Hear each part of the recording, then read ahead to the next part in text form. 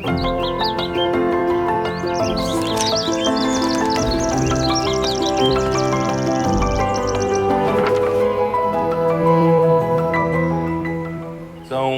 Instituto Vida para Todos. Karibu kwenye uhusishaji mwingine wa maisha kwa wote. Tema geral, Gálatas, o único evangelho, o evangelho de Cristo. Tema generale, taasisi ya mada kuu ni Wagalatia, injili pekee, injili ya Kristo. Huu ni ujumbe wa namba 14, matendo ya mwili na matunda ya Roho.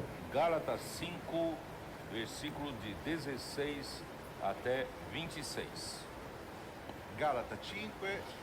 Wagalatia 5 mstari wa 16 hadi 26.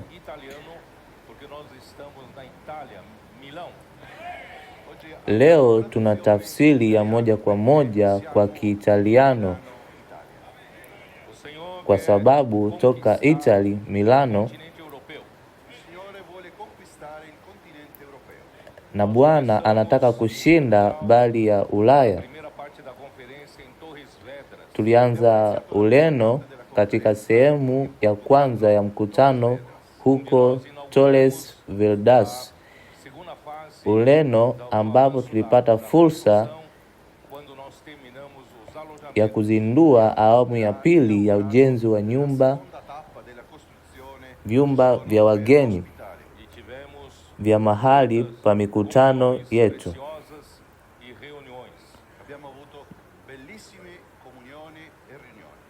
Tulikuwa na ushirika na mikutano ya thamani huko, na tunaona kwamba Bwana anaendelea haraka katika bara hili. Hivyo mwaka mmoja uliopo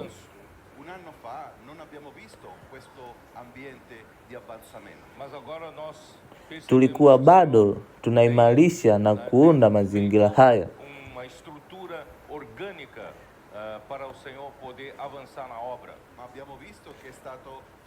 lakini tunamsifu Bwana kwa kuwa ameleta muundo wa kikaboni kwa ajili ya Bwana kuendelea na kazi yake.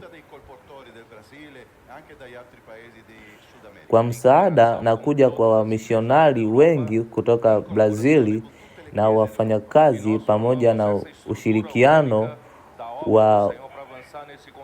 wa makanisa yote Ulaya, tumeweza kuunda pamoja muundo huu wa kikaboni kwa ajili ya kazi ya Bwana kuendelea. Sasa tutaimarisha kazi hii, hasa kazi ya GPC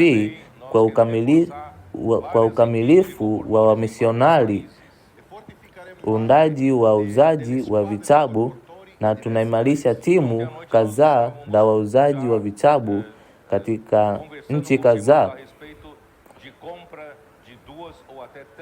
Hata jana usiku tulikuwa na mazungumzo na ndugu kuhusu ununuaji wa gari 1, 2 au zaidi, ili GPC pamoja na ndugu na wauzaji wa vitabu waweze kuendelea na kazi ya TCS,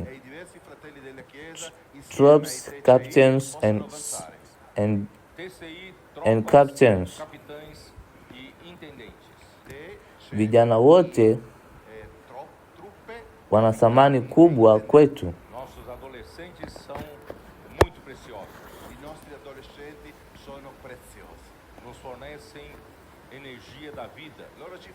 Wanatupa nishati ya maisha. Vijana wetu ni muhimu kwa kuwa wanahusika katika kuwalea vikosi hivi.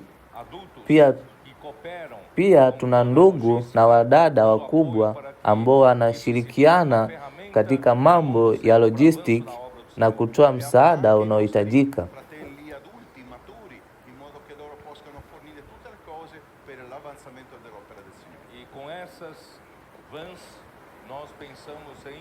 Kwa gari hizi tunaamini kwamba GPC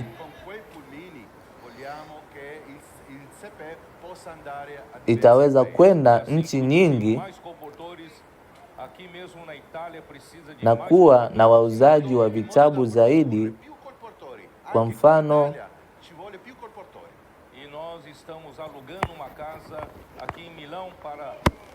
Italia inahitaji wauzaji wa vitabu zaidi.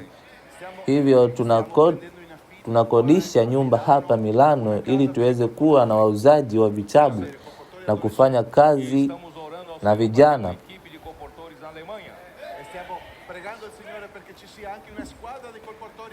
Tunaomba Bwana ili tuweze pia kuunda timu ya wauzaji wa vitabu Ujerumani, kwa sababu kama tunataka Bwana aendelee na kazi yake katika bara hili, tunahitaji timu za wauzaji wa vitabu.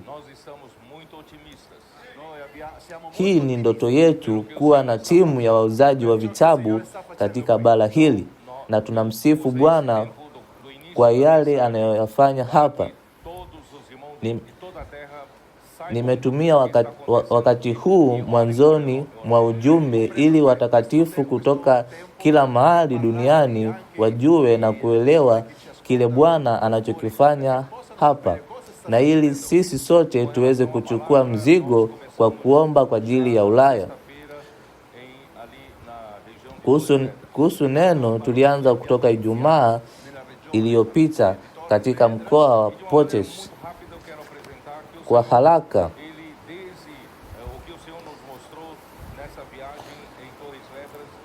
haraka napenda kutoa mustasari wa yale Bwana ametupa wakati huu.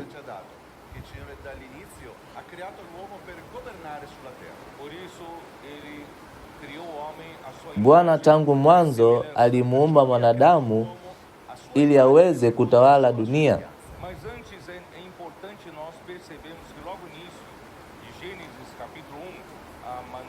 Na hii ndiyo sababu alimuumba kwa mfano wake na kwa sura yake. Lakini ni muhimu kutambua kwamba tangu mwanzo tunaona njia ambayo Mungu hufanya kazi.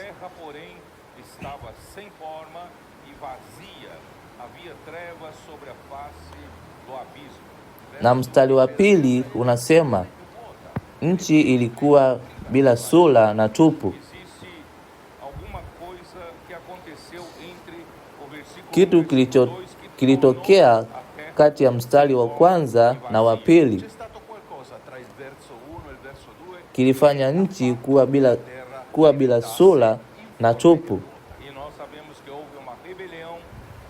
Tunajua kwamba kulikuwa na uasi kutoka kwa malaika mkuu Lucifer, aliyegeuka kuwa shetani, adui wa Mungu.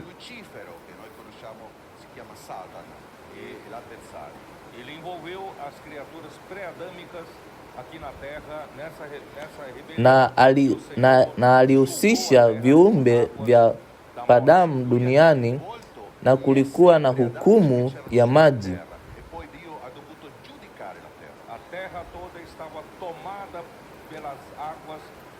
Nchi yote ilichukuliwa na maji ya hukumu.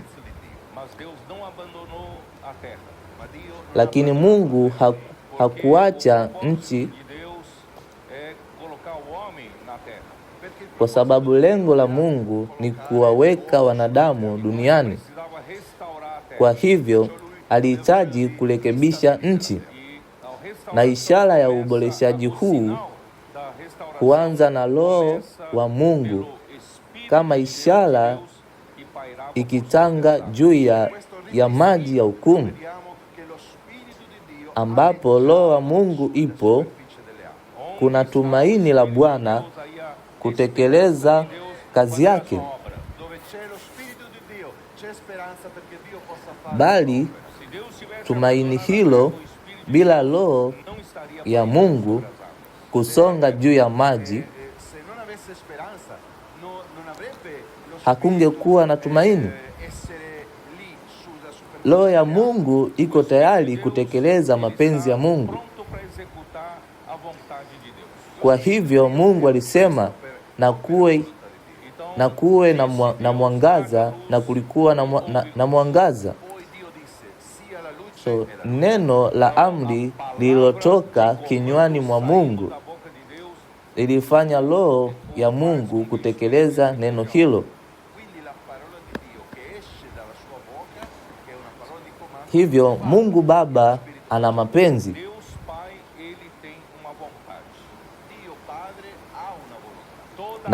na kazi yote inatoka kwenye mapenzi yake. Hakuna kinachoweza kutengenezwa au kinachopaswa kutengenezwa bila kutoka kwa moyo wa Bwana, moyo wa Baba.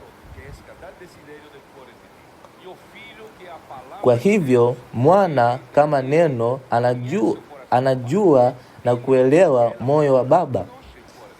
Kwa hivyo hutoa neno la amri kwa kazi kutekelezwa.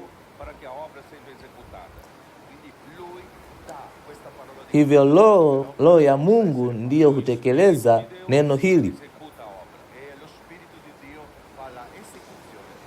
So jana nilikuwa na mazungumzo na wauzaji wa vitabu katika Waefeso. Waefeso 5:9.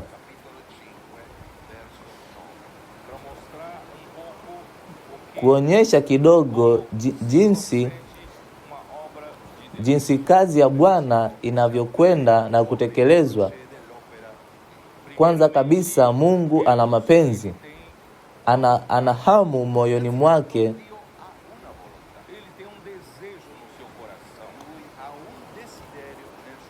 na hii ndiyo Biblia inaita raha nzuri. Waefeso 1:5.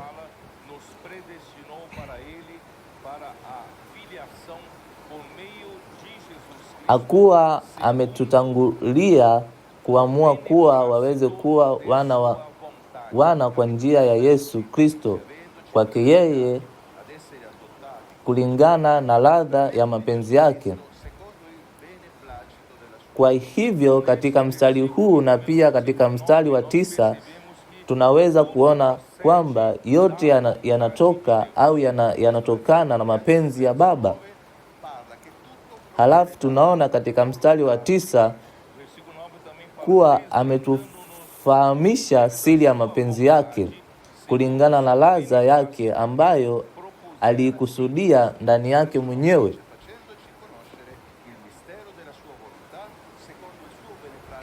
Kwa hivyo mapenzi ni ya Baba.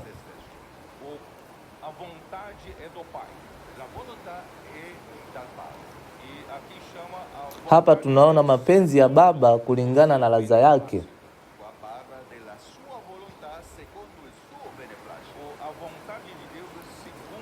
So mapenzi ya Baba yanalingana na yale yanayomfurahisha.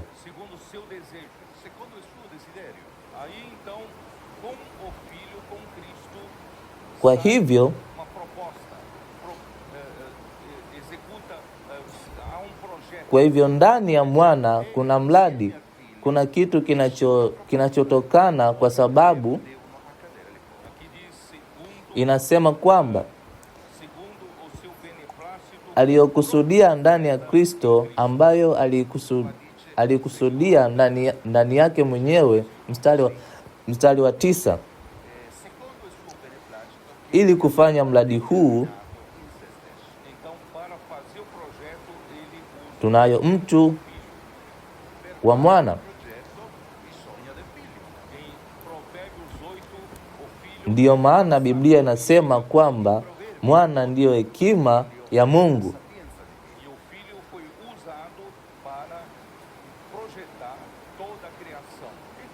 Na ndani ya mwanadamu anatumika, au kusudi lake ni kuunda. Yeye ndiye aliyetunga na kubuni na kutekeleza kazi.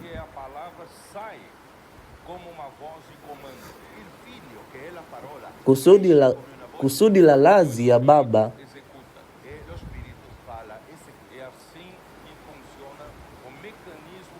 Hii ndio kusudi la ladha ya Baba. Hii ndiyo mfumo wa kazi ya Mungu.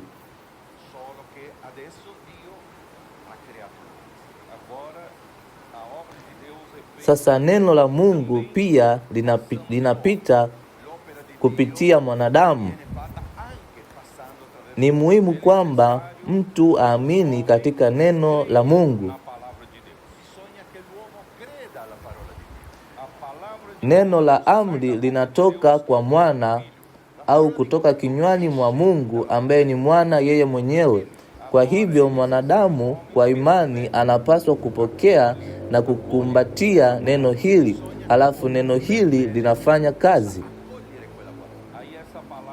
Tunaweza kuona hii katika waraka wa kwanza wa Wathesalonike sura ya 2 mstari wa 2.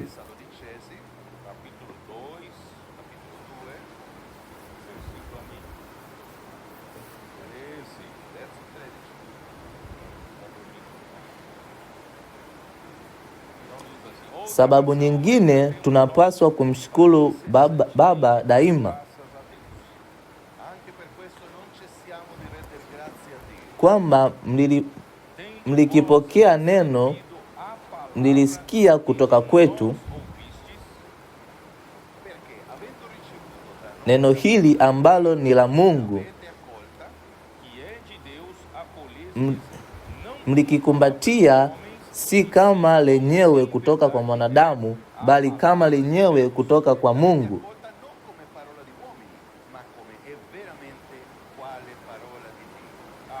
ambalo pia lenyewe linafanya kazi na ufanisi ndani yenu na uamini. Sasa neno hili linahitaji kupitia kwa mwanadamu. Neno hili linatoka kwa Mungu, linakuwa njia duniani, linahitaji kwenda kupitia njia duniani. Hivyo kwa Wathesalonike wakati huo kulikuwa na njia iliyotolewa na Mungu ambayo ilikuwa mtume Paulo. Basi mtume Paulo aliposema neno,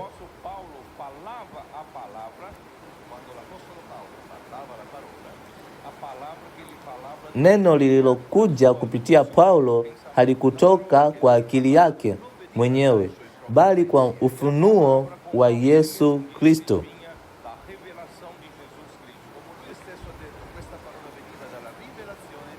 Kama alivyosema mwenyewe, neno hili lilikuwa neno la Mungu. Mungu anahitaji kutumia njia ya kibinadamu kusema neno lake, na hii ndiyo ugumu mkubwa kwa mwanadamu kuamini kwamba hili ndilo neno la Mungu.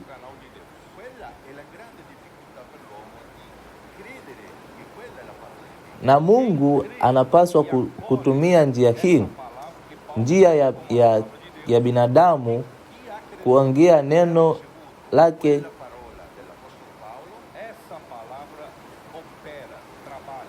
Na hii ndiyo ugumu mkubwa wa wanadamu, na kukiamini kwamba hili neno la Mungu.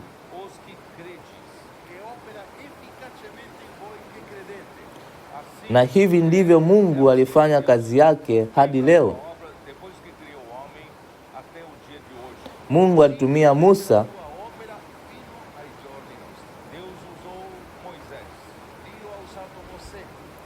na Musa akaeneza neno la Mungu. Na tunaona kwamba wengi walimwasi Musa kwa sababu mwanadamu huwa anashaka kwamba neno linatoka kwa mwanadamu, linatoka kinywani mwa Mungu. Na Mungu alituma manabii wengine.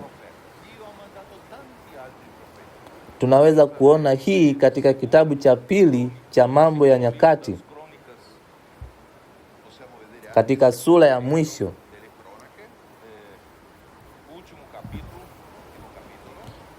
Nafikiri ni sura ya 36. Hii ndiyo inayosema, mstari wa 12.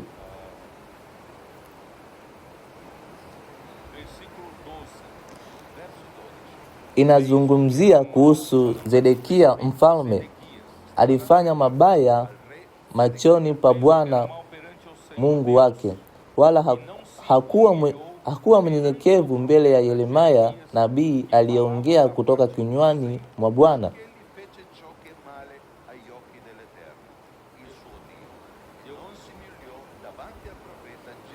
Kwa hivyo unaweza kuona hapa kwamba Zedekia mfalme hakuwa mnyenyekevu mbele ya Bwana, wala hakufanya hivyo kwa sababu hakujinyenyekeza mbele ya nabii aliyeongea kutoka kinywani mwa Mungu.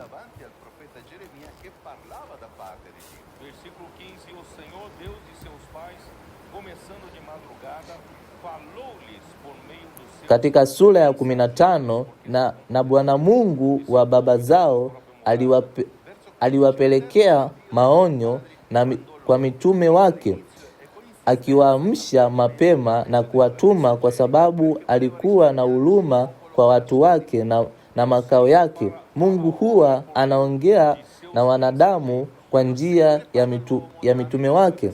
Mstari wa 16, lakini wao walidhihaki mitume wa Mungu, wakawadhalau maneno yake, na wakawafanyia mzaha manabii wake,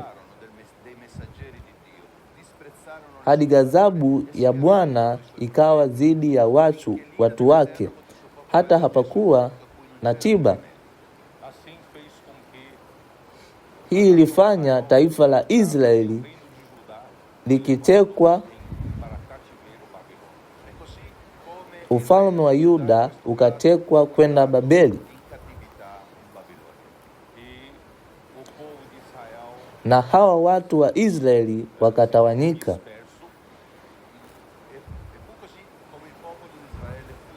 Na hii pia imetokea katika historia ya kanisa. Kwa kutokusikia neno la manabii,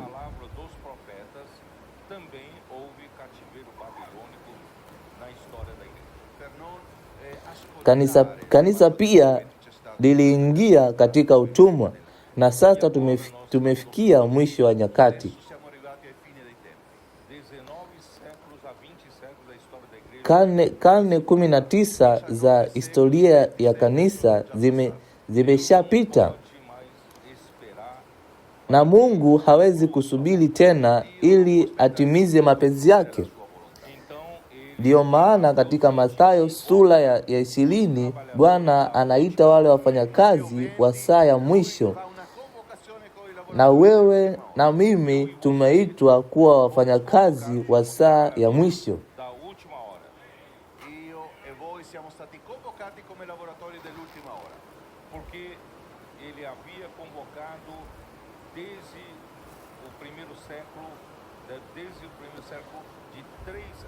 Kwa sababu aliwaita wafanyakazi katika saa 3 toka karne ya kwanza katika kazi katika mzabibu, na safari hii ilikuwa ya saa 12, na tuko katika saa ya 11.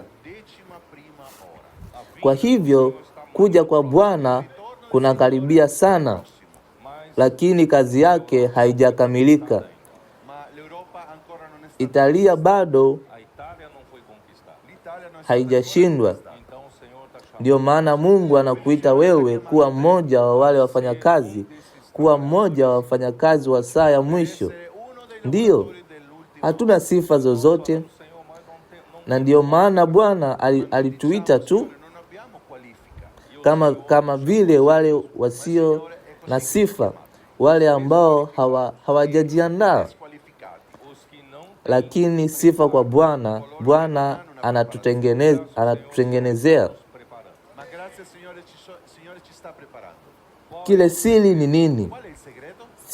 Si kumtumikia katika uwezo wake mwenyewe, bali kutumaini katika neno la Mungu.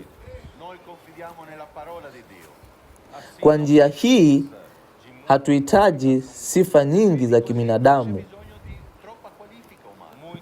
Mungu hakuwaita wenye nguvu wengi, wenye haki wengi, bali Mungu aliwaita vitu vya kipumbavu, vile visivyo na sifa. Kitu pekee ambacho Mungu anahitaji kutoka kwetu ni nini? So tunaenda kuona Isaya 66. Tuko hapa kujenga kanisa, kuijenga mahali pa pumziko. Lakini wakati wa kanisa huko Taichal kulikuwa na mahekalu makubwa sana kwa ajili ya makao ya aliye juu.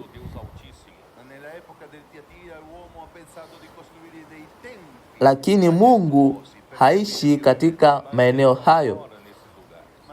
Ni nyumba gani, aina gani mnayoijenga kwa Bwana? Kwa hivyo tunaona katika Isaya 66, Isaya 66 mstari wa kwanza.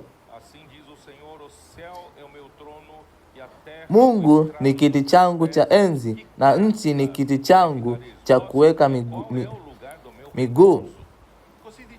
Ni nyumba ya aina gani mnayonijengea, na mahali pangu pa pumziko ni wapi?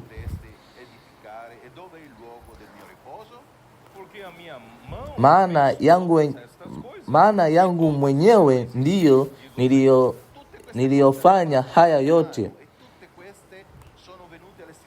asema Bwana. Anasema hakuna mtu aliye na uwezo wa kufanya haya yote. Ni mimi niliyotengenezwa. So leo ninahitaji msaada wa mwanadamu, lakini ni ushirikiano gani ninahitaji?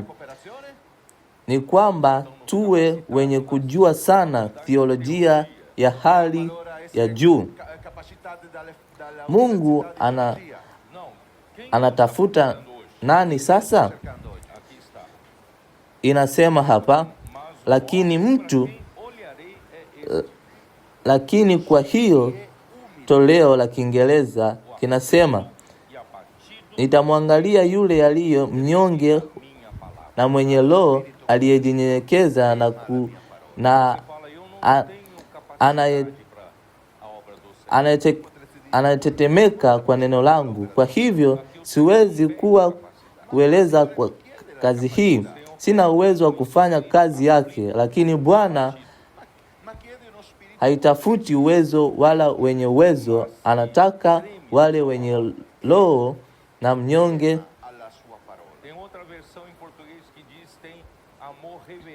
Kuna toleo lingine katika Kireno linalosema kuwa ana upendo wa heshima na neno la Bwana, anayependa neno na anajua kwamba neno lina nguvu na kwamba neno hutekeleza kazi ya Bwana. Kwa hivyo roho ya mnyenyekevu inamaanisha roho ambayo inasema sina uwezo.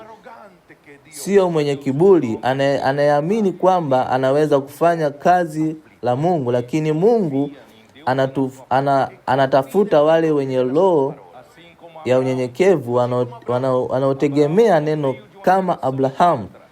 Abrahamu aliyetokea kizazi cha kipagani,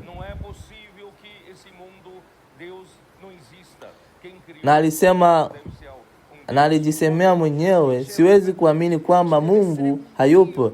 Yeye aliyekuwa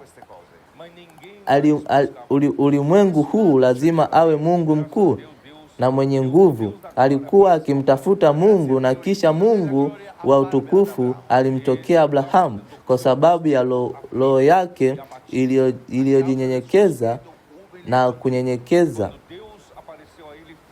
Mungu alipomtokea na kumwambia, inasema kuwa hii ilimhesabia kama haki. Kwa hivyo hapa ni wafanyakazi wa saa za mwisho.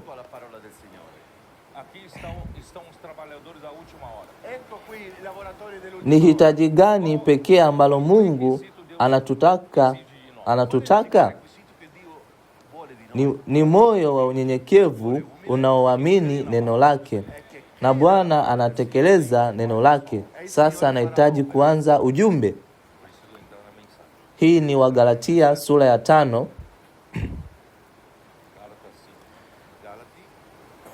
Ninapozungumza hadi kwa njia hii, ninapata shida zaidi kurudi kwenye ujumbe. Sasa twende Wagalatia 5 mstari wa 1 hadi 16.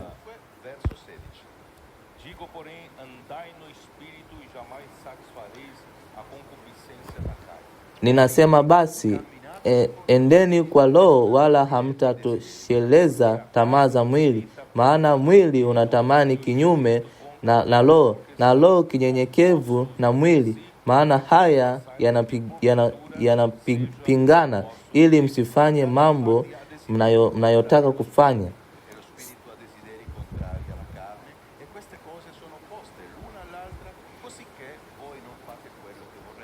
Sasa tunaona Walumi sura ya 12, sura ya 8 mstari wa sura ya 8 mstari wa 12, na Walumi 6 mstari wa 12. Kwa hivyo msiruhusu dhambi itawale katika miili yenu ya kufa, msitii katika tamaa zake. Maana Mungu alipomuumba mtu kwa mfano wake na kwa sura yake, alimweka mtu mbele ya miti miwili.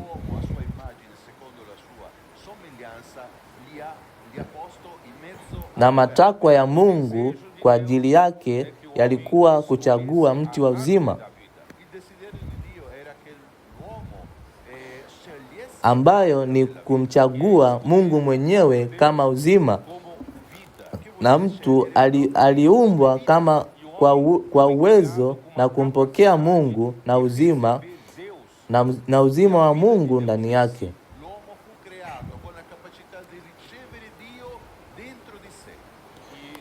wala si kuchagua mti wa ujuzi wa mema na mabaya. Kwa bahati mbaya, katika Mwanzo sura ya 3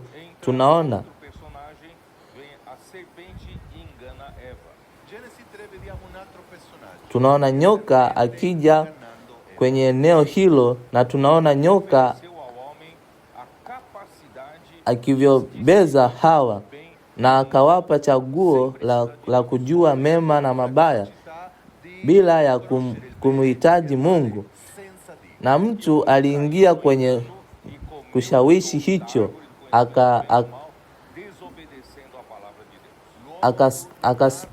akaacha kutii neno la Mungu na akachagua mti wa kujua mema na mabaya. Na Biblia inasema kwamba kupitia mtu mmoja ninajaribu kila wakati. Vijana, hii iko wapi? Ni Walumi mstari wa 5:12. Kupitia mtu mmoja tu.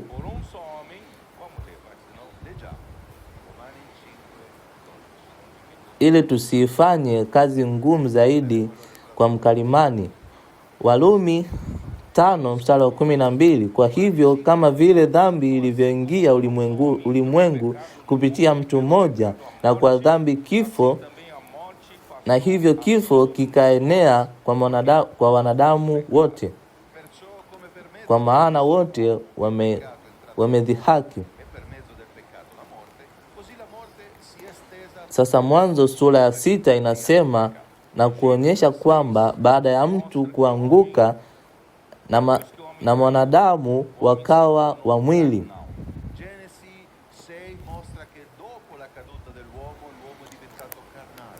Kwa sababu dhambi ilikuwa imeendelea kuharibu mwili wa wanadamu. Kisha ikawa kwamba jeuri iliongezeka katika wakati wa Nuhu. Kulikuwa na uovu na dhambi nyingi, na Mungu hakuweza kuvumilia tena.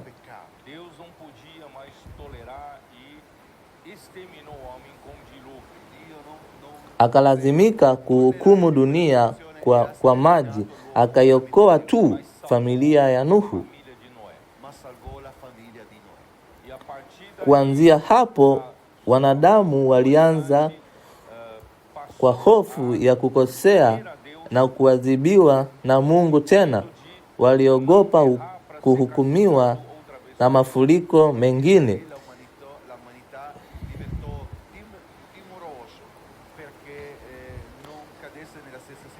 Kisha kuna mtu mmoja aliyesimama katika wakati huo, akawaambia kwamba hawakuwa na haja ya kumwogopa Mungu. Jina lake ni, unamjua huyo mtu? Ni Nimrod. Kuanzia wakati huo, wanadamu walianza kuishi kabisa kwa mwili, na wakawa kizazi cha kipagani.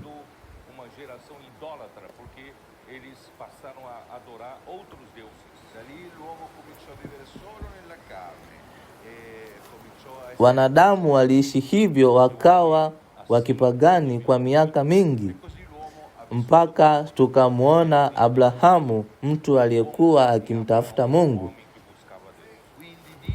na kisha akamuita Abrahamu na kuahidi kwa uzao wake taifa kubwa. Na hivyo ndivyo taifa la Israeli lilivyotokea.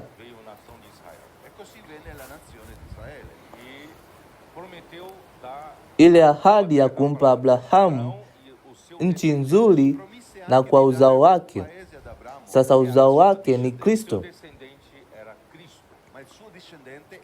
Na taifa la Israeli lilipokuja, Mungu alitoa sheria.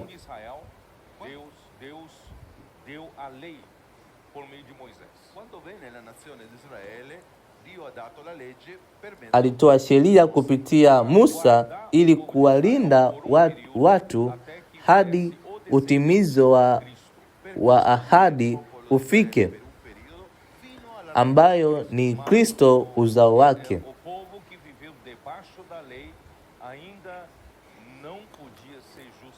Kisha tunaona kwamba sheria hii ambayo ilikuwa kuwalinda watu haina uwezo wa kuwahukumu watu wa haki, kwa sababu ili kufanya hivyo walipaswa kutimiza sheria yote. Lakini ili kupewa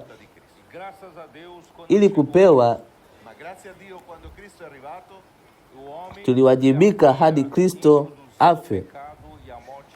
Basi Kristo alipokuja, mtu aliyeingiza dhambi na mauti kwa mwanadamu, na akawa mtumwa wa dhambi, na kuweza kuondoka kutoka kwa dhambi hii. Na hii ndiyo sababu Warumi 7 mstari wa 13 inasema, Bwana Yesu, kwa sababu tunapokuwa tunaishi kwa mujibu wa tamaa za mwili, tamaa za shauku ya dhambi zilifanya kazi katika viungo vyetu hadi kufikia kwamba zilileta matunda ya mauti. Kwa hivyo shetani alitumia mwili wetu kutuharibu, na silaha ya mwili wetu ni tamaa zake.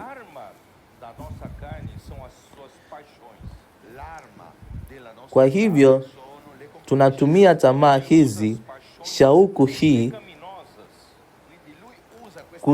kutudanganya na kutushinda. Basi sheria ikaja, na sheria mwishowe inainua tamaa hizi kutoka kwa mwili. Kwa hivyo wale wanaoishi chini ya sheria wanaishi chini ya dhambi, kwa sababu unapoinua sheria kwa mfano, wakati mtu anasema ni marufuku kufanya hivi,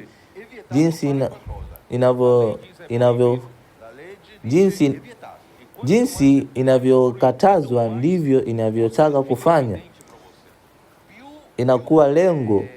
Inakuwa lengo kuu la hamu yako, na ile dhambi unayotaka kuiepuka inakuwa mkubwa, na kila siku inakuzuru, inakutangaza, huwezi kufanya hivi, huwezi kufanya hivyo, hadi uangushwe, kwa sababu sheria ina lengo na mwishowe inainua dhambi.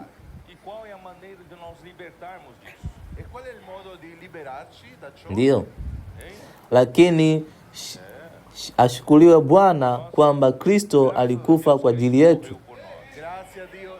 Hata katika sura ile ile ya Warumi mwanzoni, kama inavyoeleza katika ujumbe uliopita, mstari wa 2 unasema, mwanamke aliye na mume amefungwa na sheria kwa mumewe muda wote atakapoishi, lakini akifa mumewe amekwisha achiliwa na sheria ya mumewe. Basi ikiwa mumewe anaishi akioa mwingine, anaitwa mzinzi, lakini kama mumewe amekufa, yuko huru kwenye sheria hiyo, hivyo hawezi kuitwa mzinzi kama ataolewa na mwingine.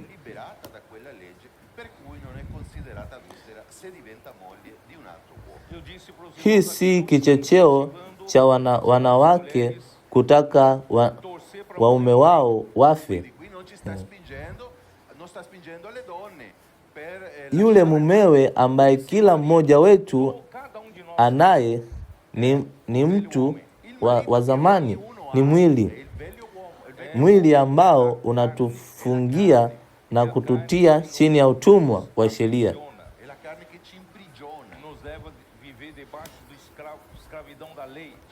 Inatufanya tuishi katika utumwa wa sheria, lakini wakati huo mume wa zamani anakufa, huyo mtu wa zamani anakufa, dhambi haina nguvu juu yetu.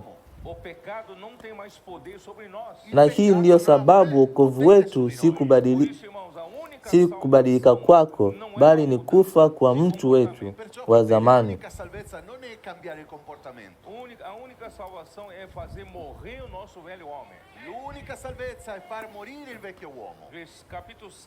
Warumi sura ya 6 mstari wa 6, tukijua ya kwamba mtu wetu wa kale ulisulubishwa pamoja naye, ili mwili wa dhambi uondolewe, tusitumike tena dhambi.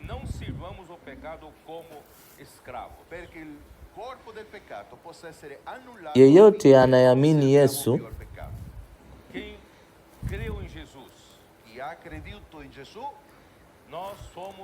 tumeunganishwa na Mungu na kufungwa kwa Mungu kupitia kifo chake. Mtu wetu wa kale alikufa, na sisi tumekufa kwa dhambi na pia kwa sheria. Sasa tunaishi katika ufufuo, na sasa tunaishi katika uzima mpya. Na hii ndiyo sababu ya Warumi 7 mstari wa 6 unasema,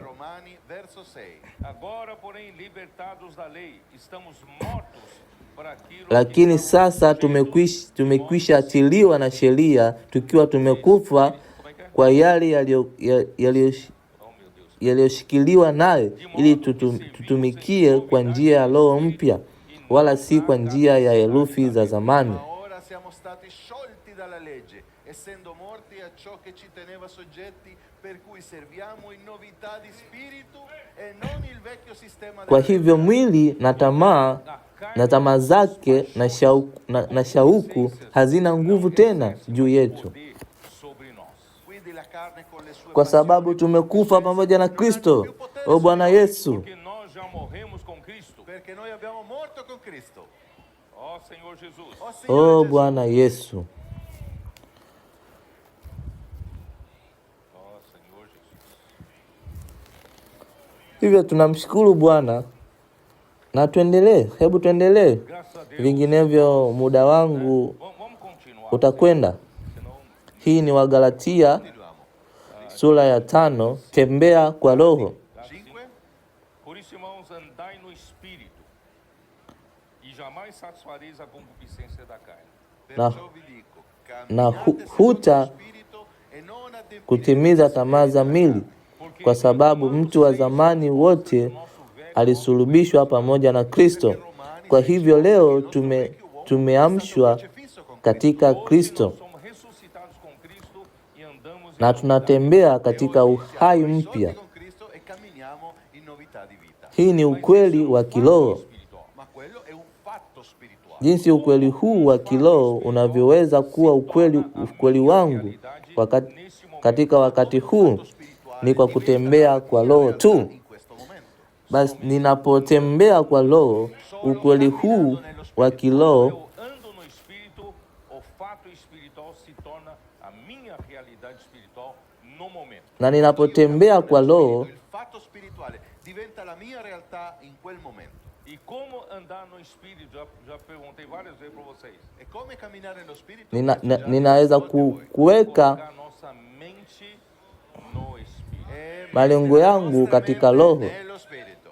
E como Na nitawekaje no Espírito? Come mettere nitawekaje akili yangu katika neno, na hivyo mettere la mente nella parola. Imersão na na ninaweza ku, colocando a palavra no coração. kufanya La parola nel cuore. kufanya immersion, kulala na kuamka na Mungu, Acordar com Deus, dormir com Deus. Svegliarsi con kuamka na Mungu. Irmãos, grito de guerra. Hii inaweka akili zangu katika Roho, na hii inanisaidia kutembea katika Roho, E assim nós andamos no Espírito. E così noi camminiamo nello spirito. na kutembea katika Roho nipo free katika kifo na mauti, Sono liberto dal peccato e dalla lettera. Assim eu não satisfaço. na katika hii sitaweza kujitoa, Così io non soddisfo le passioni delle concupiscenze e della carne. Porque a carne milita contra o espírito contra a carne. Perché la carne è contrario allo spirito e lo spirito la carne. Porque são opostos entre si, para que não façais o que porventura seja do vosso querer. Così che voi non fate quello. so sisi ni O nosso Ni watu wa mwisho. campo de batalha do espírito e da carne. Noi siamo il campo di battaglia tra lo spirito e la carne. O espírito quer que você ande no espírito. Lo spirito vuole che tu cammini nello spirito. E a carne quer que através das suas na paixões, na neno linakwambia utembee La carne vuole che katika tramite le passioni, dhambi. le concupiscenze, puoi restare nella carne. e nós ficamos no meio. hautafanya kile unataka kufanya, Siamo in mezzo, Não conseguimos lakini ukiongozwa na Roho non facciamo ciò che vogliamo. Mas se sois guiados pelo Espírito, não estáis sob a lei. Ma se siete condotti dallo spirito, voi non siete sotto la legge. mstari wa Não estáis 18, sob a lei para quem anda no Espírito. Quindi non wewe si saremo chini ya mwili ukitembea kwa Roho. nello spirito. Ó Senhor Jesus. Kuna mengi ya kushiriki, nitarudi ili kuingia moja kwa moja kwenye mada. Entrar no assunto, senão não temos tempo. Ningependa kukuonesha yafuatayo. Onde eu quero mostrar para vocês o seguinte. Inakuwa hazili kwetu kwamba tamaa na matamanio ya mwili ni mzigo wa sheria. Para derrotar aqueles que Kwa kuwashinda wale ambao kwa uwezo wao wenyewe wanataka kuzitimiza sheria. da lei e agradar o Senhor. È evidente che l'arma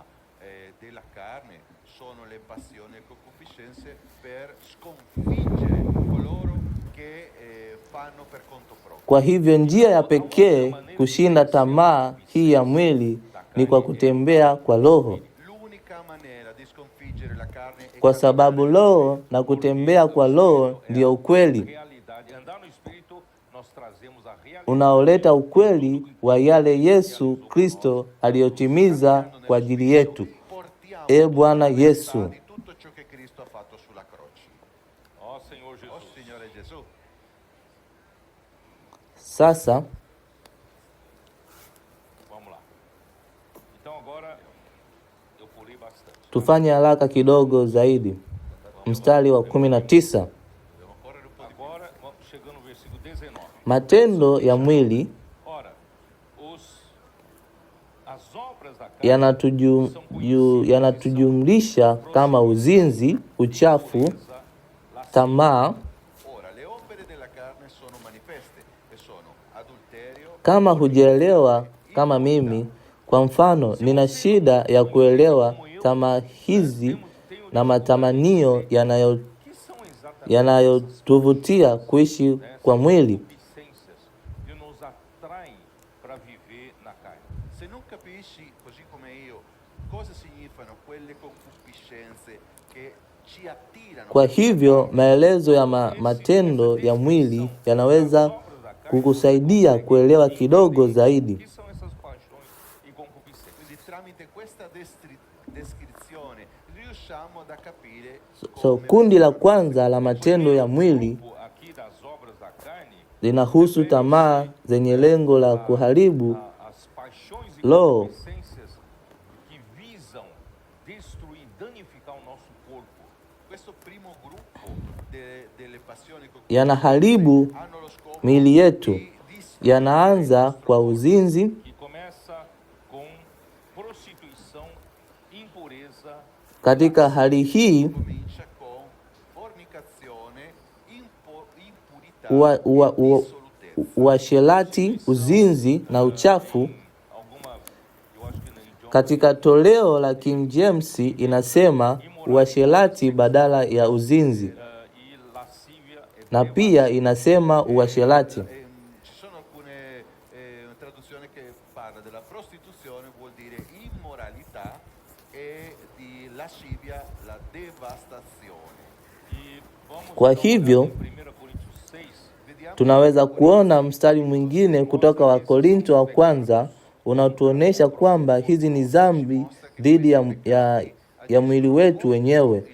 Wakorinto wa kwanza mstari wa 6, 1 Corinzi Wakorinto wa kwanza 6:18, kukimbilia uasherati, kila dhambi ambayo mwanadamu que é a fornicação, hufanya ni nje ya mwili, qualquer outro lakini anayefanya uasherati huzulumu mwili wake mwenyewe. mas aquele que pratica a fornicação ou imoralidade peca contra o próprio corpo. qualunque altro peccato che l'uomo commetta è fuori del corpo. Kwa hivyo unaelewa Fornicazione pecca contro il suo proprio corpo. E vocês entenderam kwamba shetani anataka kuharibu mwili wako. quer destruir o seu corpo. Avete capito questo tipo di peccato? Satana vuole distruggere il tuo corpo. Anataka kuharibu mwili wako ili usiweze kutumika kwa Bwana tena. Mstari wa 19, je, hamjui kwamba mwili wenu ni hekalu la Roho Mtakatifu? Que está em vós, Hekalu hili 19. Non sapete che il vostro corpo è il tempio dello Spirito Santo che è in voi, il quale voi avete da Dio?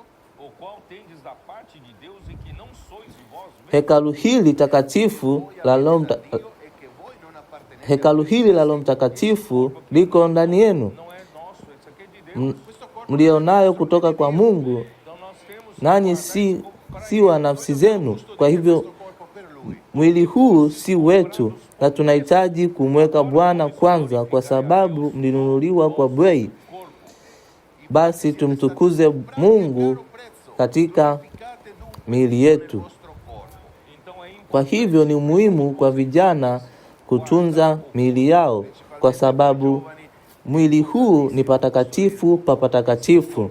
Msiuharibu mwili wenu. Un'abitazione di Dio. Na kundi la pili linalotoka katika Matendo ya Mitume tipo, né, linahusu mambo ya kiroho. é relativo às coisas espirituais. Il secondo tipo delle opere della carne sono delle cose So riguardanti hivyo, Satanás oferece kwa hivyo shetani hutoa ibada ya sanamu, Satana, uchawi ambayo ni dhambi dhidi ya Mungu, que são pecados contra Deus. kwa sababu zote mbili, ibada za sanamu na uchawi, zina lengo la kumtenga mwanadamu kwa unyenyekevu wake kwa Mungu. Ibada za sanamu zinatoka kwa ubinafsi uomo ha separato wa wanadamu. Porque eu já expliquei, a idolatria vem do egoísmo do homem. l'idolatria, ho spiegato, Ibada ya sanamu inatoka kwa ubinafsi wa mwanadamu, kwa tamaa yake na kujipatia mafanikio. Kwa sababu ya tamaa hizi za kibinafsi, inatafuta miungu Para os ídolos. na sanamu kwa ajili ya kutimiza, E para que ele possa ter prosperidade. kutilia makao tamaa hizo, na anatoa sadaka Fica-se aos ídolos kwa sanamu ili ter uma boa safra de colheita. ili kupata kitu fulani kwa kurudi, buona raccolta, kwa kuwa na ndoa nzuri, familia nzuri, buona famiglia, un buon matrimonio. biashara yenye mafanikio. Algo para si.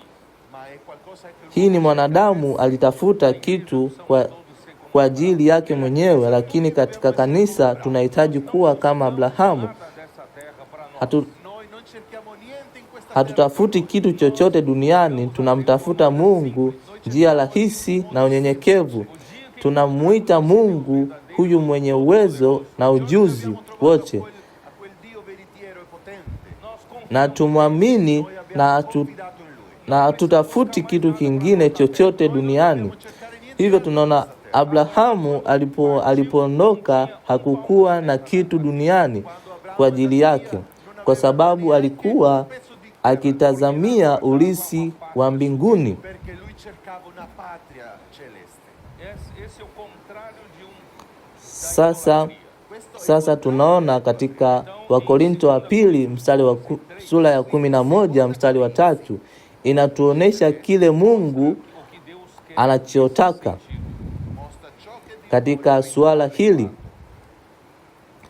Lakini nina hofu asije kama vile nyoka aliyemdanganya Hawa kwa ujanja wake, akawabadilisha nia zenu kutoka kwa unyenyekevu na upweke kwa Kristo. a parte da simplicidade e pureza devidas a Cristo. Ma io temo che come il serpente sedusse Eva con la sua astuzia, così talora le vostre menti non siano corrotte e Hivyo kile Mungu anachohitaji kutoka kwetu ni unyenyekevu na usafi Simplicidade e pureza kuhusu yeye, ciò che Dio vuole che noi abbiamo semplicità e sio kumtafuta Mungu kwa ajili ya kupata kitu fulani au kwa ajili ya kitu fulani unachotaka kupata. por saúde.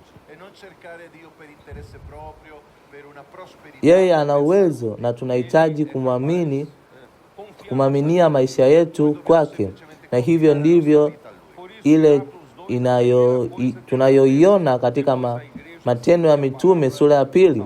Jambo la kwanza baada ya kanisa kuanza kufuata neno ni kwamba tunaona sifa za kanisa ambalo lilikuwa La consegna limekombolewa kabisa kutoka kwa upendo wa pesa.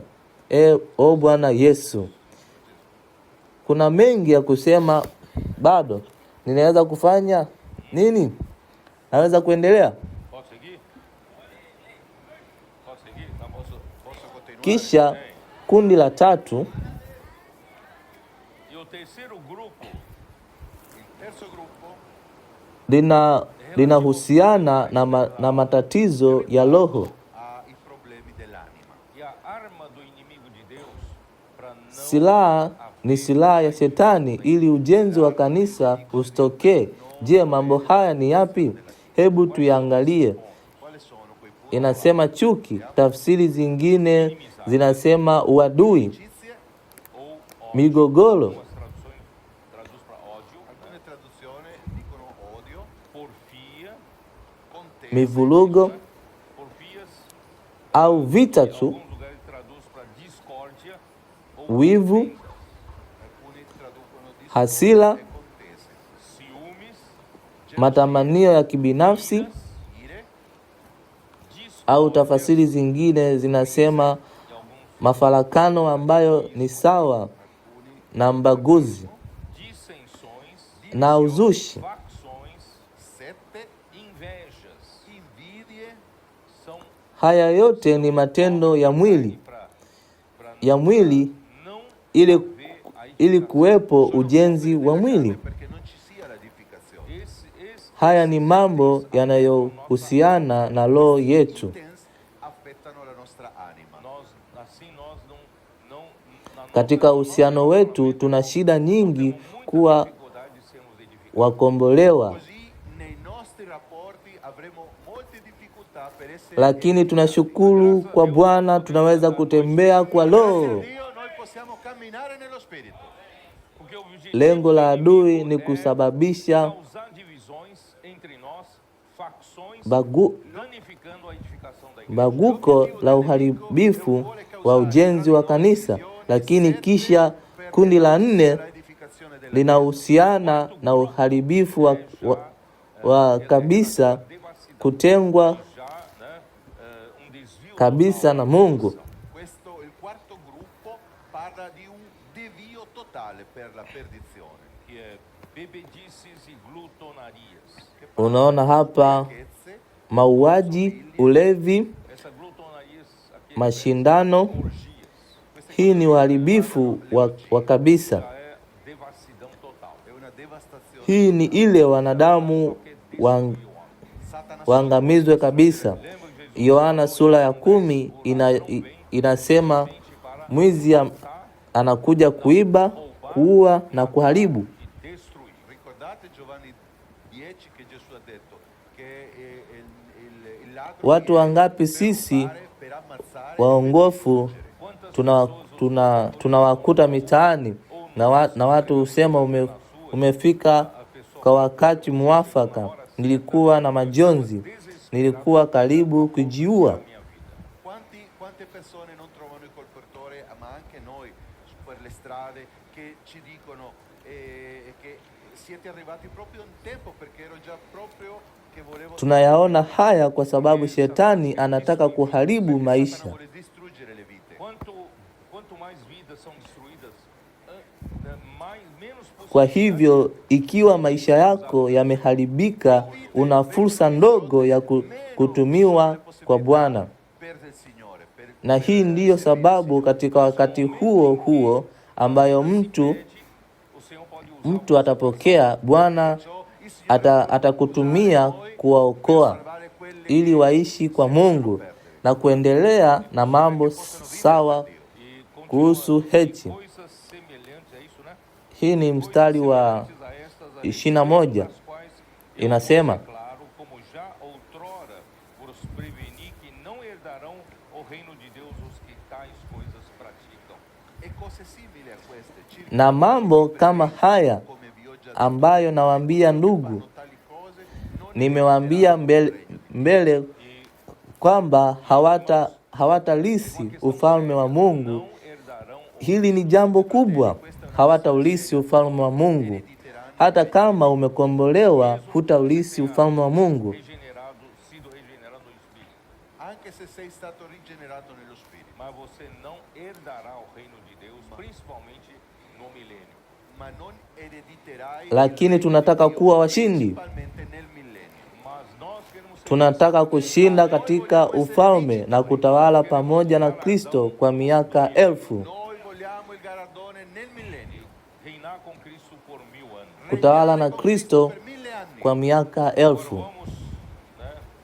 Ó Senhor Jesus. Ó Senhor Jesus. Na kulingana na tulivyosema hapo awali, A melhor, ó Senhor Jesus. Aqui os Gálatas estavam sofrendo Wagalatia walikuwa wakiteswa na mashambulio ya Wayahudi. levados de volta para a lei. I Galati stavano soffrendo perché i giudaizzanti li volevano na walikuwa wakiteswa kwa sababu Wayahudi walikuwa wakijaribu kuwarudisha kwenye sheria, na kwa sababu ni katika mazingira ya kibinadamu, lakini Mungu anataka kurudisha katika ulimwengu wa roho. Ni rahisi sana kutambua.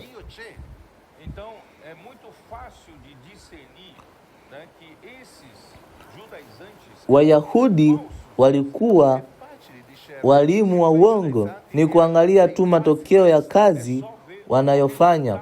Matokeo ya mafundisho yao yalikuwaje?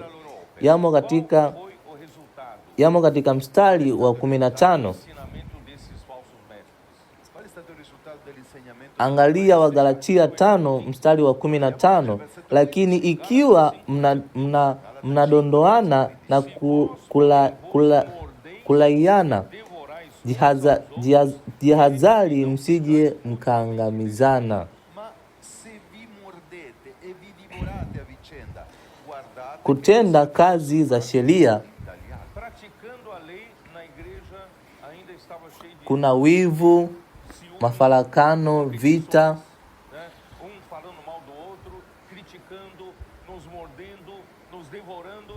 watu huanza kudondoana na kuharibiana.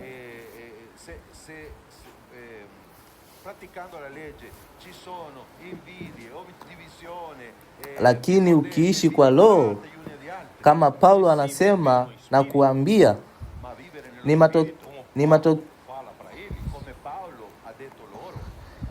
ni matokeo ni kwamba mtahudumiana kwa upendo na utampenda jirani yako kama nafsi yako mwenyewe. Hiyo ndiyo matokeo. Kuna miti miwili, kuna aina mbili za matunda. Hawezekani kwa mti wa matunda ya zabibu kutoa zabibu.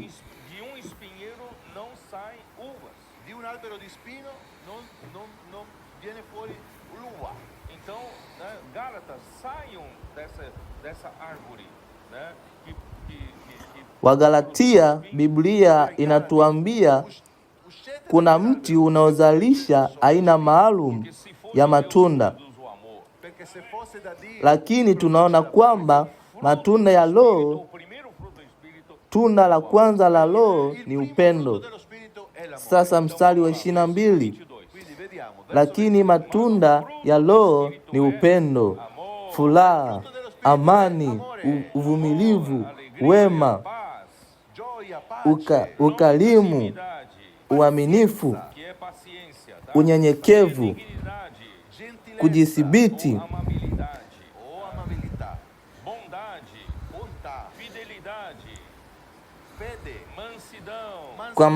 Kwa mambo kama haya hakuna sheria. Unaweza kugundua kwamba mwili huzalisha matendo, lakini roho huzalisha matunda. Ni suala la uhai. O Bwana Yesu.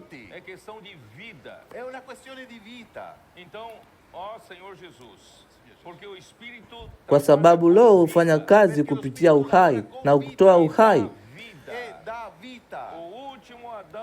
Kwa hivyo Adamu wa pili akawa roho anayetoa uhai. Wakorintho wa kwanza mstari wa 15:45. Na uhai huo hutoa matunda. Mungu ni upendo. Yohana wa kwanza sura ya 4 mstari wa 8 na 16. Asili ya Mungu ni upendo. Asili ya Mungu ambayo tumeipokea ni upendo. Sitaki kukimbia, lakini tunahitaji kusoma mstari huu. Yohana wa kwanza sura ya 5. O Bwana Yesu. Mstari wa 8.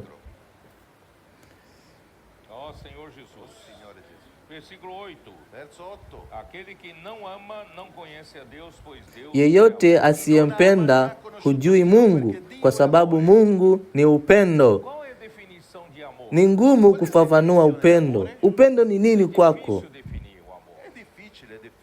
upendo ni Mungu mwenyewe. Cosa è l'amore per te? Irmãos, o amor é o próprio Deus. Fratelli, l'amore è il Na upendo ni kujitoa. A doação. Mungu ni Mungu wa upendo. Deus é Ni Mungu mwenye upendo. Dio è un Dio che si dona. Deus. Mstari wa 9. Dio è un donatore. Versículo 9. Nisto manifestou o amor de Deus. Katika hili upendo wa Mungu ulidhihirishwa kama Mungu Verso di noi. alimtuma mwanawe wa pekee ulimwenguni ili tuweze kuishi kupitia yeye. Che Dio ha mandato il suo figlio unigenito nel mondo. Kwa hivyo mwana wa Mungu ni Mungu mwenyewe. Kwa hivyo alijitoa kwetu. Deus mesmo, ele mesmo. Il figlio di Dio è Dio stesso, è lui stesso. Ele se deu para nós. Lui si è donato. Angaliweza kutotujali tena, lakini kwa sababu alitupenda, alijitoa, akarudi na akajitoa kwetu, Doou para nós. Lui si è donato per noi. akafufuka kwa ajili yetu. Il figlio di Hicho Dio è ndicho venuto qui, upendo è wa morto per Mungu, noi. Ressuscitou por nós. Ed è risuscitato per noi. Esse é o amor ili tuweze kuishi kupitia Kristo vivemos por meio de Cristo. Perché possiamo vivere per na mezzo di kuondoka katika maisha ya dhambi. Cristo, per uscire dalla vita del peccato, Hiki ndicho upendo wa Mungu. Carne. dalla carne. Ó, Senhor, isso é o amor de Deus. Questo è l'amore di Dio. Senhor Jesus. Na hii ndiyo sababu ya Yohana sura ya 3 inasema, katika hili Nisto conhecemos o amor. najua upendo, kwamba Kristo alijitoa kwa ajili yetu na kwamba tunapaswa kujitoa kwa ajili ya ndugu zetu. Devemos dar nossa vida pelos irmãos. Da questo abbiamo conosciuto l'amore. Egli ha dato la sua vita Kwa hivyo, per noi, anche ikiwa noi dobbiamo Mungu dare la alijitoa nostra kwa vita ajili per i yetu, fratelli. na uhai huu tuliopokea kupitia kifo na ufufuko wa uhai huu ambao ni asili ya Mungu. Essa vida tem a natureza de Deus, que é amor. Asili hii ni upendo. Dio ha dato la sua vita per noi. Tuna upendo wa Mungu ndani yetu È amore. na tuna asili ile ile. De Deus também temos a mesma natureza de doação. Quindi anche noi Tuna abbiamo asili quella natura di un donatore. Tuna asili ya kujitoa na kutoa nafsi, Ci dobbiamo na tunaweza kujitoa kwa ajili ya ndugu zetu. Hii haiwezekani kwa mwanadamu, lakini inawezekana kwa uhai wa Mungu, kwa sababu upendo wa Mungu ni kujitoa, kujitolea. O amor de Deus é doação. è perché la Kwa hivyo wakati kanisa linaishi katika roho, Quando a igreja vive matokeo perciò fratelli, ni quando kwamba la Chiesa upendo ni kujitolea pande zote. è questo amore, é doação. è donazione. Doação mútua. Ndiyo maana katika kuishi katika mazingira haya, Esse ambiente de doação mútua. Siamo qui in questo wakati mtu anaingia katika mazingira tunayoishi, hajui na haelewi ni mazingira gani haya. Não sabe que ambiente é esse? non sa cos'è questo Unanikaribisha hivi tu Vocês me receberam assim, sem nada. Sem nada em troca. bila chochote, bila Voi malipo. mi avete ricevuto così senza cambio. Nahisi vizuri sana hapa. Foi tão bem acolhido no meio de vocês. Io sono stato così accolto bene.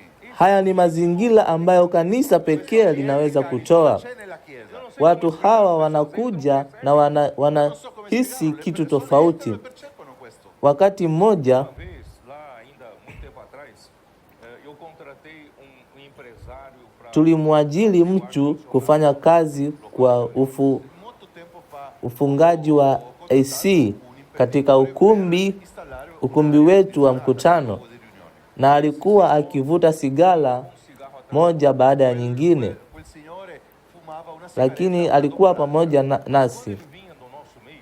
Angevuta sigara, sijui kwa nini. Lui non fumava. Ele falava assim, eu não sei por Una kitu chochote hapa, sihisi hamu ya kuvuta sigara. Lui diceva, Na akaniuliza, non so cosa avete voi qui, ma quando io entro e sono tra di voi, una aina ya dawa ya kunyunyizia? vocês usam algum tipo de spray? lui ha chiesto, voi utilizzate qualche tipo Kwa sababu qualche tipo di spray?" ninapokuwa pamoja nanyi nahisi vizuri sana, nahisi amani nyingi, Qui tra di voi io sina haja ya kuvuta sigara. Tanta paz. Mazingira haya ni mazingira ya upendo. Irmã, esse ni mazingira ya upendo, do amor. sio kitu unaweza kutengeneza.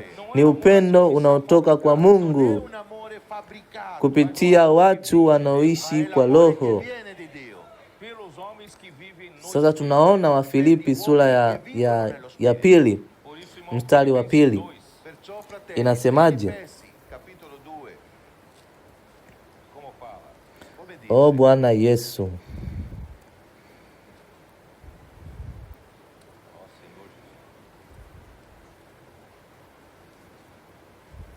mstari wa kwanza, basi ikiwa kuna faraja yoyote katika Kristo, ikawa kuna faraja ya upendo, ikawa kuna ushirika wa Roho, ikawa kuna huruma na huruma, basi Se dunque vi è qualche consolazione in Cristo, qualche conforto d'amore, qualche yeyote anayetembea qualche kwa tenerezza e Roho compassione, aina Anda realmente ana yote haya. cammina Kisha Paulo anasema, timiza furaha yangu a tutto questo. kwamba mnasikia kitu kile kile. minha alegria, de modo que penseis a mesma coisa.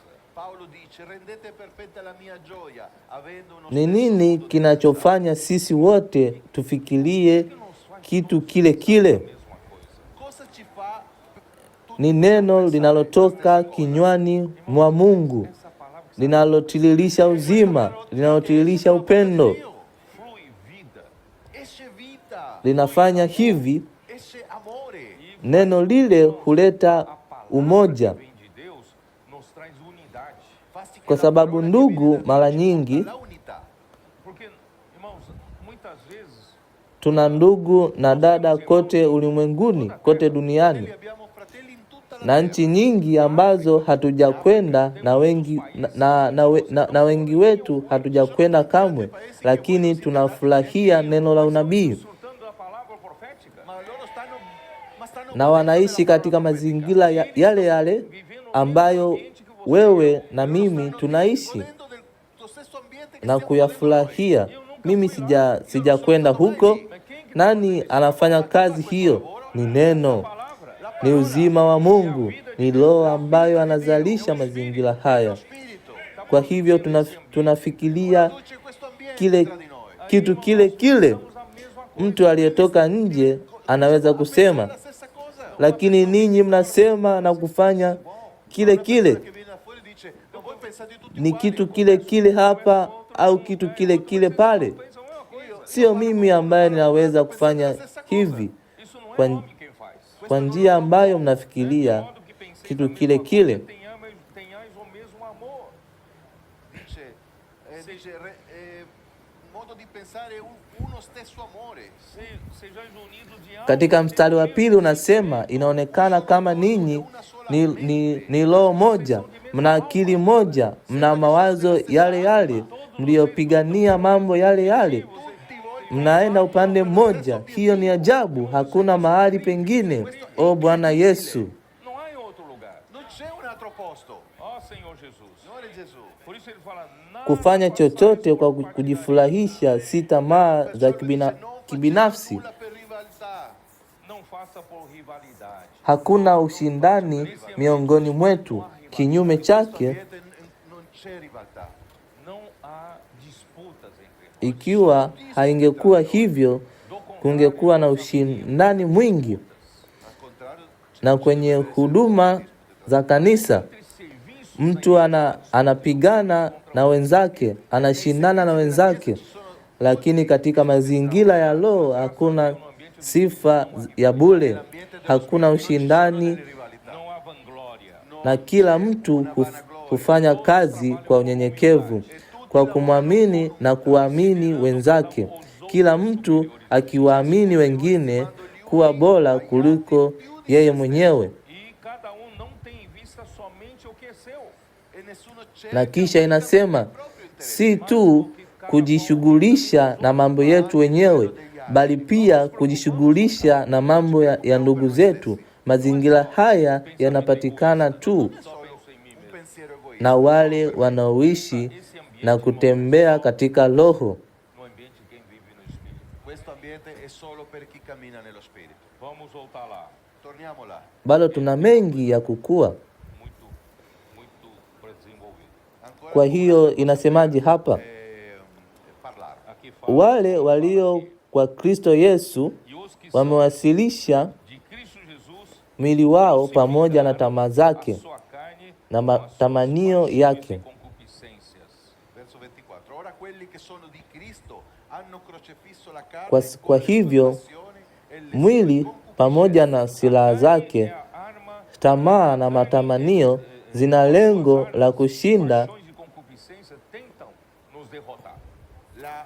la carne con le sue passioni Zina- e le sue concupiscenze zinataka cercano di kutuharibu, lakini Mas nós somos de Cristo Jesus. lakini sisi ni wa Kristo Yesu, tunatembea katika Roho. Kwa hivyo tukitembea katika Roho, ukweli wa kusulubiwa pamoja na Kristo unaishi ndani yetu. Vive em nós. E se noi Ukweli wa msalaba wa mwili na wa mwanadamu wa dhamani unatukabili, na tamaa za mwili hazina nguvu. le passioni della carne non hanno nessuna potenza su di noi. Eu quero Ningependa kumaliza kwa mistari ya 25 na 26 Dire col 25 ambayo ni jambo lingine la thamani sana. Ikiwa tunaishi katika Roho, hebu pia tutembee katika Roho. se viviamo per lo spirito Lakini kutembea katika Roho só que agora esse andar no espírito hapa ni tofauti na kutembea katika Roho kwenye mstari wa 16, 16. so che kwa sababu kwenye mstari wa 16 kutembea katika Roho kwa Kigiriki ni neno peripateo, Grego andar é peripatel. nel verso 16 il verbo ambalo camminare linamaanisha kuishi, kujihisi katika maisha ya kila siku. Conduzir-se no nosso viver diário. che vuol dire comportarsi e condursi nel nostro quotidiano. Ni kama unapofanya kitu Tarefas diárias. Quando facciamo dei lavori giornalieri, kupika, kufanya kazi, unapaswa kuishi katika Roho, unapaswa kutembea katika Roho. Andar peripatel. cucinando, lavorando, noi Hiyo dobbiamo ndiyo andare nello spirito, peripateo. Lakini kwenye mstari wa 25 sio kutembea ile ile. Neno hili kwa Kigiriki ni steicheo, ambalo linamaanisha kutembea kwa mstari, kama vile ungekuwa kwenye msafara wa kijeshi, kutembea camminare kwa mpangilio maalum na kwa sheria ya Roho, Uma ordem camminare in ordine e segundo uma regra. e secondo una Regra regola, do espírito. la regola dello spirito. Então, irmão, isso indica que devemos andar no espírito e não cair nas concupiscências da carne. Kwa hivyo Realidade tunahitaji kutembea katika Roho de fruto do espírito. Vuol dire che ili tuweze kuishi ukweli wa Roho. per avere la realtà Lakini kile Mungu anataka kuzalisha ni kwamba kanisa lake liwe na kutembea kwa pamoja, Andar coletivo igual. ma deve produrre che la Chiesa deve camminare nello kwa spirito upande mmoja.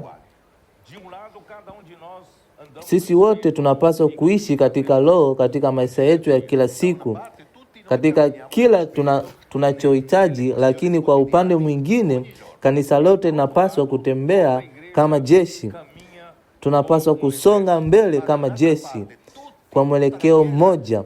Kutembea huko kunasonga mbele huko, caminhar uma marcha que kunatii amri, a comando kuna mwelekeo mmoja, obbedisce un comando e tenha uma só direção. e ha na mwelekeo huu unatoka wapi? Por quem? Unatoka kwenye neno. Huu ndio mwelekeo uliopewa na neno, na kila mtu anatembea kwa mwendo mmoja, E todos andam no mesmo ritmo ukithibitiwa na Roho e sendo regulado pelo Espírito. essendo kwa utimizo wa mapenzi ya milele ya Mungu. per il compimento eterno di Dio. Ningependa kutumia mfano kwa ajili ya kuelewa vizuri zaidi. Para vocês entenderem pouco melhor. Volevo utilizzare un'illustrazione in modo che voi possiate comprendere Nitasema kuhusu mishale ya meglio del laser. Láser, Neno laser linatoka wapi? Herufi L inatoka kwenye light, mwanga, na A Di luce. inatoka kwenye amplification, kuongezeka, Amplification. A na di na amplificazione. herufi S inatoka kwenye S stimulated, kusisimuzwa, by the stimulated. La S na E inatoka kwenye emission, Emission. kutolewa, na L inatoka kwenye radiation, mnunulisho. Radiation of radiation. Hii inamaanisha nini? vuol dire radiazione. Dalla radiazione. Mwanga unaongezeka kupitia kutolewa kwa mnunulisho uliosisimulizwa. Sasa miale ya laser ina sifa gani, na kwa nini ina Amplificazione della luce Por emissão estimulada dalla emissione stimolata de radiação. per la radiazione. E raio laser, ela Sasa ni qual é a miale ya a laser, característica de um raio laser ina sifa gani? Ni kwa nini Porque eu estou falando isso, Deus está ninaongea kuhusu hili? Ni kwa sababu kanisa limewekwa kwa Mungu chini ya miale ya laser, kwa hivyo ina lengo tofauti na mwanga diferente dessa luz aqui que vocês têm aqui, ó. tunaona hapa. Miale ya laser ni mwanga É luz wa rangi moja, inamaanisha Monocromatica. kuwa ina rangi moja. Il raggio laser è una luce monocromatica. que significa monocromática, significa de uma única cor. Cosa Kwa vuol nini dire rangi ni monocromático? muhimu? Vuol dire un solo colore. Mas que importa a cor? Ma che se ne importa il colore? É que a cor, cada cor tem Ni kwa sababu kila rangi ina urefu wa wimbi lake. Ha una Sasa ndugu Amili, itakuwa ngumu kwa Amili Ami, agora vai complicar para você, né? sarà complicato per me. ikiwa utachola mstari, Se você traça uma linha, Se tu wimbi la sauti uma onda linaenda juu na chini. assim, sobe e passa ali, desce e volta pelo ponto neutro. una Ni onda mzunguko wa balzo wimbi moja. É um Kila mwanga hapa il ciclo di una inatolewa kwa mawimbi. transmite em forma de onda. Je, unajua kuwa kila rangi ina urefu Faltou essa aula, né? wa wimbi lake? E cada Hii inamaanisha tem comprimento. ogni colore ha una traiettoria. Isso quer dizer o quê? Essa luz aqui tem vários comprimentos diferentes, né? Questa luce qua ha delle traiettorie diverse. Mas a raio laser tem lakini miale ya laser ina urefu mmoja wa wimbi. Inamaanisha kuwa urefu wa wimbi sawa na mimi, sisi wote tuna urefu wa wimbi sawa, Ho una traiettoria d'onda, lui ha una lakini zaidi ya hayo, e mais. mwanga huu pia una mwelekeo mmoja. Inamaanisha nini? Coherence. luce è coerente. Haitoshi kuwa ni urefu wa wimbi sawa, bali pia kuwa katika mzunguko mmoja. Non basta solo avere una sola traiettoria dell'onda. Wote wako kwenye mzunguko mmoja, Tutti sono nel wameunganishwa pamoja. Kwa hivyo urefu wa wimbi sawa na pia mzunguko mmoja. Mas enquanto eu estou subindo, Mmoja akienda juu, wote wanaenda juu. Mmoja akienda chini, wote wanaenda chini. aí tudo que eu faço você anula. quindi Mzunguko mmoja. Fica anulando, lo né? cancella. Então tem que somar. Ikiwa kila mtu ako katika mzunguko mmoja Nós estamos no mesmo comprimento de onda. na urefu wa wimbi mmoja, Se tutti siamo nella stessa traiettoria, nello stesso ciclo, hakuna anayepigana na mwenzake, abbiamo la forza. hakuna mzozo. Lutando contra o outro. Non diventiamo Tunakamilishana, tunasaidiana. Não há conflito. Non ci sono dei conflitti. A gente se complementa. Na kwa mara ya tatu, Complementare. Reforça um ao outro. Dare forza uno all'altro. E terceiro, pia tunalenga vizuri sana. por causa disso é altamente direcional. Unaweza kukusanya miale yote ya mwanga Você consegue kwenye moja. né, todos os feixes de luz e direcionar num ponto só. Riesci ad Hiyo ndiyo raggiungere tutti i punti di luce in una sola direzione. Essa Hiyo ndiyo matumizi ya juu ya miale ya laser. Questo è il punto Na Mungu anafanya nini nasi? di un raggio laser. Kila mtu anafikiria kwa njia ile ile, pensando toda a mesma coisa. kitu kile kile, kuwa na upendo mmoja, roho moja. Hii ni waraka wa Filipi sura ya Siamo pili. della stessa anima. Filipenses 2 está descrevendo raio laser espiritual. Filipensi ni- 2 descrive Ni maelezo ya miale ya laser ya kiroho. e così possiamo essere utilizzati. Ikiwa tunakosana, tunathibitishana, Se ci cancelliamo, tunanungunikiana, Critica um ao outro. se ci critichiamo, tutaharibiwa.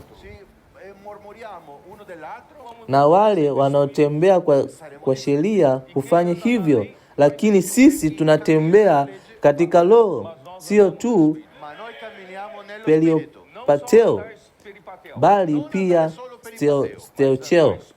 Ma a Ningependa kueleza kidogo zaidi ya miale ya laser. spiegherò un po' di più il raggio laser. Inatengenezwaje? Si produce. Inatengenezwaje? Kwa ndugu Amili kuelewa vizuri kutoka kwa miale ya laser. Que tá caindo. Bom,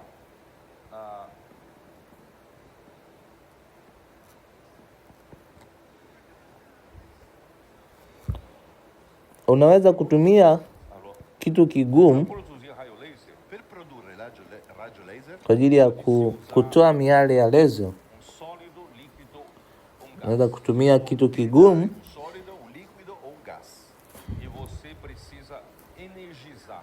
E bisogna energizzare. kiovu au gesi, kisha unahitaji kuwaweka atom Energizado. katika hali ya nishati. Un atomo di questo materiale energizzato. Precisa de Unahitaji nishati nyingi. muita energia. Bisogna molta energia. Nini kinakupa nishati? Quem nos deu a energia? Chi ci dà l'energia? O Senhor Mungu amewapa nishati vijana wetu. Signore ha energizzato Au i nostri adolescenti. Hajafanya hivyo? ou não? O no? Mungu amewapa nishati vijana. Dio ha Hiyo si energizzato. kazi ya mwanadamu. De nenhum homem. Non è opera di nessun uomo. Agora nós nossos adolescentes estão. Por quê? Porque eles amam a palavra. Perché? Perché loro amano la parola. Eles estão imersos. Mungu amewapa nishati kwa sababu wamejifunza neno, wako kwenye hali ya nishati kubwa. Com que eles fossem extremamente energizados. La parola Hii fa che haikuwepo loro vengano miaka energizzati mitano all'estremo. iliyopita. Irmãos, isso não existia 5 anos atrás. Fratelli, quello non esiste. Ni Roho anayefanya hivi. Kwa hivyo hii nyenzo ina nishati nyingi. Então, esse material está sendo altamente energizado. Quindi questo materiale Atomi sta essendo altamente in- energizzato. Quando esse material está altamente energizado, Iliyo na nishati nyingi hupokea msisimko altamente energizado, né, recebe, kutoka kwa foton ya nje. Inamaanisha é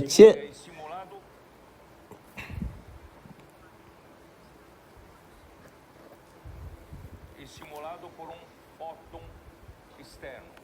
Questo atomo Hii inamaanisha chembe ya mwanga. foton esterno. Fóton, vocês sabem Kwa hivyo wakati atomi Foton è una particula inasisimuliwa na foton ya mwanga, ed è stimolato per questo. wakati atomi hii iko kwenye hali ya nishati kubwa, o átomo electron extremamente energizado, huluka os elétrons, tá? Eles saltam de huluka kutoka kwenye orbiti moja hadi nyingine, saltam de órbita para uma órbita de kutoka energia maior. orbiti ya nje yenye nishati zaidi. Energizzato. Gli electron Hii ni fizikia ya quantum. maggiore. Là. Isso é física quântica, viu? Questo Física quântica. fisica quantica. Salto para energia Kisha photon Saltano a inakuja. un'orbita maggiore. Aí então vem fóton Quindi viene un foton e faz com que ele Na kufanya hivyo, photon hiyo inarudi kwenye orbiti ya awali. torna alla sua orbita principale. se ele estava numa órbita de maior energia Hivyo wakati inarudi kwenye orbiti ya awali, inatoa photon nyingine. não. Fa la emissione di un foton. Seu genro é físico. Ndugu Benisius yuko wapi? Kinachotokea ni kwamba O que acontece? Cosa succede? Aí esse material kinachotokea ni kwamba e esse nyenzo hii é do inatoa chemichemi mesmo jeito ya mwanga, do fóton ni sawa inayotoa kwa njia ile ile ya photon, Esce ile uguale iliyosisimua. a quel photon che aveva stimolato. Então esse fóton Kwa hivyo yule anayesimuliwa kichocheo ndiye anayofafanua photon zote zinazotoka, Darà la direzione kinachofafanua rangi, urefu wa wimbi, definiranno il colore, comprimento de ondas, mwelekeo mmoja na mzunguko mmoja. la coerenza e direção. e la direzione. Nani ni huyo photon Estimulou a gente. anayesisimua? Ni Mungu kupitia neno. Sua palavra. E Dio attraverso la sua parola. Mungu amesisimua vijana wetu, Estimulou os nossos adolescentes. Dio ha stimolato i nostri na adolescenti. sisi wote tunajifunza kusisimuliwa na neno, Tutti noi na kwa mfano wao tunajifunza kufanya ukumbusho, Entramos fazer imersão, grito de vita vya kufanya abbiamo iniziato a fare immersione, gridi di guerra. kwa e de repente Deus kwa photon hii ambayo Mungu ametoa. Tunazalisha photon sawa kwa mwelekeo mmoja, urefu wa moja. Ndio maana mambo haya ya kipepo estão acontecendo yanayotokea, na ndiyo maana wewe Stanno accadendo in mezzo a noi. uko mitaani na wewe na sisi tunasikia, Perciò quando vai per le na tunaposema tunaweza kukuombea, na tunatumia karatasi ya ubatizo, na unasema hasa kile mtu anachohitaji, kwa sababu kama mwale tunatekeleza kazi ya Mungu. Ndio maana tunahitaji kuwa wenye uwezo mkubwa. nós sermos muito capazes. Tusikilize na kutii huu ulezi, kutii kazi hii ambayo Bwana anafanya. O que o Espírito está fazendo. Mtu haharibu kile ambacho mwingine anafanya.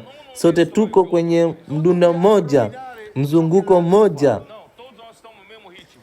Hii itamrudisha Bwana. Ciclo. lo stesso ciclo. Irmãos, isso vai trazer o seu. Nitaimalizia hapa kwa sababu muda wetu umekwisha sasa. Então vou terminar aqui. Msemo wa 26. Io qui perché è finito il tempo. Versículo 26. Verso 20. Tusije Não tu, nos deixemos tukajivuna kumzihaki mwenzio, kumwonea mwenzio Vanagloriosi, wivu. provocandoci e invidiando. Unataka kurudi kwenye mazingira hayo? Mimi sitaki kurudi Tornare a quell'ambiente. au kurudi kwenye mazingira hayo, kwa sababu ile miale ipo inahitaji, criar uma câmara de ambiente controlado. ile miale ipo inahitaji kuwa na chumba chenye mazingira yanayothibitishwa, mazingira hayo yanayothibitisha na maisha ya kanisa, Controlado por quem? yanayothibitishwa na nani? Yaliyothibitishwa na Roho Mtakatifu, yaliyothibitishwa na Mungu mwenyewe. Katika chumba hicho, katika mazingira yanayothibitishwa, ndipo photon zinapofanana kutengenezwa, ambazo ni kanala kamili Da lì si ya emergono photon, tutti i foton ya msukumo che provengono photon da quel hii kuu. foton principale. Hivi ndivyo Mungu atakavyoshinda Ulaya. Sisi ni wachache, Conquisteremo la lakini hawa wachache Bwana tutamrudisha. Pouco, irmãos. Se nós permitirmos seu Bwana trabalhar em nós. kufanya kama sote tutatembea kama kwa Roho, Vivemos no kuwa wenye Roho tutti noi vivendo, camminando na nello Spirito kumruhusu Bwana kufanya kazi, andar stoical. e permettendo che il Signore faccia in noi quel camminare stoico. Raio laser X-ray itatimiza na kutekeleza kazi na lengo na kusudi la Mungu. Sifa kwa Bwana. Amen.